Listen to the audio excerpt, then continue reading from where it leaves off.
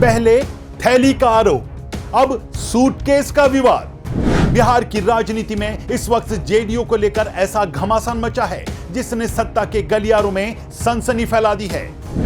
एक तरफ बाहुबली नेता आनंद मोहन जो अपनी ही पार्टी पर पैसे लेकर मंत्री बनाने का आरोप लगा रहे हैं, दूसरी तरफ आरजेडी जो बंद सूटकेस वाली तस्वीर शेयर करके जेडीयू पर थैली वाली डील की राजनीति का आरोप लगा रही है। लेकिन सबसे बड़ा सवाल, क्या यह सिर्फ आरोप प्रत्यारोप की राजनीति है या फिर नीतीश कुमार की पार्टी को कमजोर करने का कोई बड़ा राजनीतिक ऑपरेशन शुरू हो चुका है?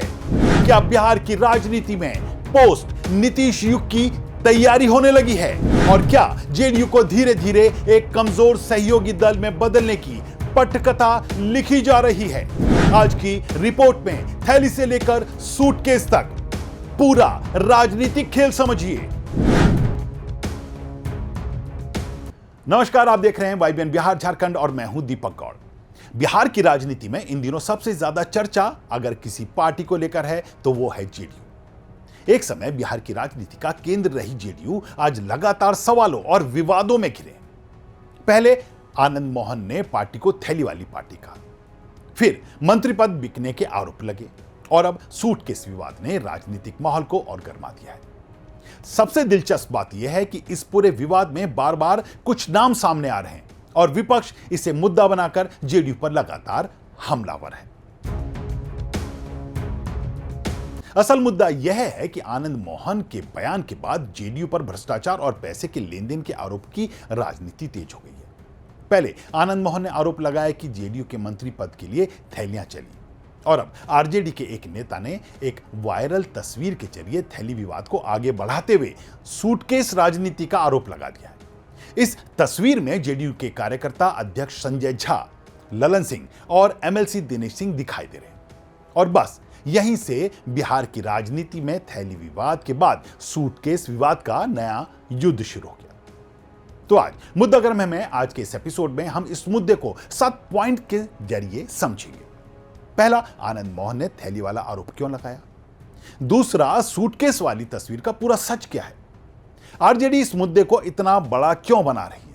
हम बात करेंगे कि क्या जेडीयू को कमजोर करने की रणनीति चल रही है? क्या पोस्ट नीतीश युग की तैयारी शुरू हो चुकी है? और क्या बीजेपी के बढ़ते वर्चस्व ने जेडीयू दबाव में है? और आज की इस वीडियो को अंत तक जरूर देखिएगा, क्योंकि आज जदयू में नीतीश युग के खत्म होने के बाद जदयू की साख पर लग रहे हर बट्टे की हम तह तक जाएंगे। हम अपनी रिपोर्ट में आगे बढ़ें इससे पहले अगर आपने अभी तक हमारे चैनल को सब्सक्राइब नहीं किया तो अभी कर लें और बेल आइकन का बटन दबाना ना भूलें। तो चलिए लौटते हैं अपने मुद्दे पर। इस पूरे विवाद की शुरुआत हुई आनंद मोहन के बयान से। आनंद मोहन ने अपनी ही पार्टी जेडीयू पर हमला बोलते हुए कहा, जेडीयू थैली वाली पार्टी बन गई है, मंत्री पद पैसे लेकर बांटे गए। अब सोचिए, जिस पार्टी में आनंद मोहन की पत्नी सांसद हो, बेटा विधायक हो, उसी पार्टी पर अगर वो ऐसे आरोप लगाएं तो इसका राजनीतिक मतलब बहुत बड़ा हो जाता है। यानी यह सिर्फ नाराजगी नहीं थी बल्कि पार्टी नेतृत्व पर सीधा हमला था और यही हमला अब जेडीयू के लिए बड़ा राजनीतिक संकट बनता नजर आ रहा है। अब आते हैं सूटकेस विवाद पर। मुजफ्फरपुर की गायघाट सीट से टिकट कटने के बाद जेडीयू छोड़कर आरजेडी में गए प्रभात किरण ने एक तस्वीर सोशल मीडिया पर पोस्ट की। तस्वीर में दिखाई दे रहा है कि जेडीयू के कार्यकारी अध्यक्ष संजय झा, ललन सिंह और एमएलसी दिनेश सिंह। और सबसे ज्यादा चर्चा किस बात की हुई? दिनेश सिंह के हाथ में मौजूद एक बंद सूटकेस की।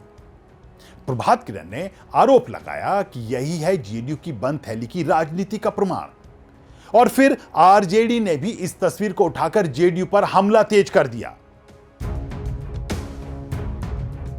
लेकिन विवाद यहीं खत्म नहीं हुआ। कुछ ही घंटों बाद जेडीयू विधायक कोमल सिंह सामने आई। उन्होंने उसी मौके की दूसरी तस्वीर शेयर की जिसमें कथित सूटकेस के अंदर कपड़े दिखाई दे रहे थे। कोमल सिंह ने कहा, यह कोई डील नहीं थी बल्कि मिथिला की परंपरा के अनुसार सम्मान और विदाई थी। उन्होंने आरोप लगाया कि विपक्ष राजनीतिक फायदा उठाने के लिए तस्वीर को गलत तरीके से पेश कर रहा है। लेकिन तब तक विवाद पूरे बिहार में फैल चुका था।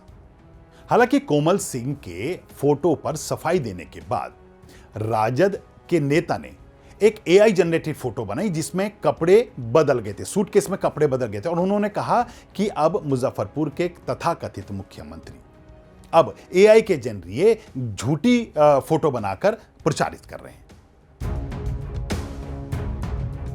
अब सबसे बड़ा सवाल, क्या यह सिर्फ सोशल मीडिया का विवाद है या इसके पीछे बड़ी राजनीतिक रणनीति काम कर रही है? क्योंकि ध्यान दीजिए, पिछले कुछ महीने में जेडीयू लगातार विवादों में रही है। पहले अंदरूनी कलह, फिर आनंद मोहन की बगावत, फिर संजय सिंह बनाम आनंद मोहन, और अब सूटकेस विवाद। यानी लगातार एक ऐसा नैरेटिव बनाया जा रहा है जिससे जेडीयू की छवि कमजोर दिखे। और यही वजह है कि अब राजनीतिक गलियारों में सवाल उठने लगे हैं, क्या नीतीश कुमार के बाद जेडीयू को खत्म करने की क्या कोई साजिश चल रही है? असल में बिहार की राजनीति में एक बड़ा बदलाव धीरे धीरे महसूस किया जा रहा है। बीजेपी बिहार में अपना वर्चस्व बढ़ाना चाहती है, और अगर जेडीयू कमजोर होती है तो उसका सबसे ज्यादा फायदा किसे होगा? बीजेपी को, क्योंकि तब एनडीए में जेडीयू की भूमिका सिर्फ एक सहयोगी दल तक सीमित हो सकती है। यानी वो दौर जब बिहार की राजनीति जेडीयू के इर्द गिर्द घूमती थी, धीरे धीरे खत्म हो सकता है। और शायद यही वजह है कि जेडीयू पर लगातार राजनीतिक हमले तेज होते जा रहे हैं। आरजेडी भी समझती है कि अगर जेडीयू कमजोर हुई तो बिहार की राजनीति में सत्ता समीकरण बदल सकते हैं।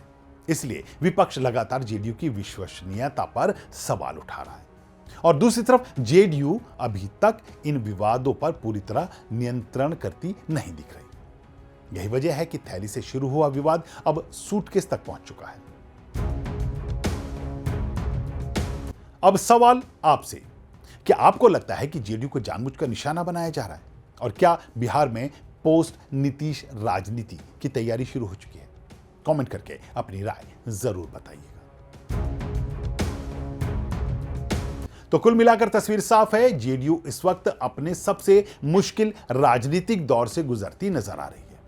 एक तरफ अंदरूनी असंतोष, दूसरी तरफ विपक्ष के लगातार हमले, और अब थैली से लेकर सूटकेस तक का विवाद।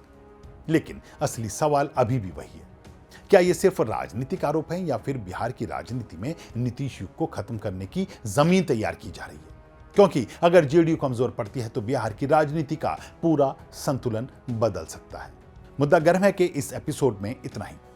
अगर आपको हमारी यह रिपोर्ट पसंद आई हो तो हमारी इस रिपोर्ट को लाइक कीजिए, शेयर कीजिए और हमारे चैनल को सब्सक्राइब करना मत भूलिए। आज की इस रिपोर्ट में इतना ही।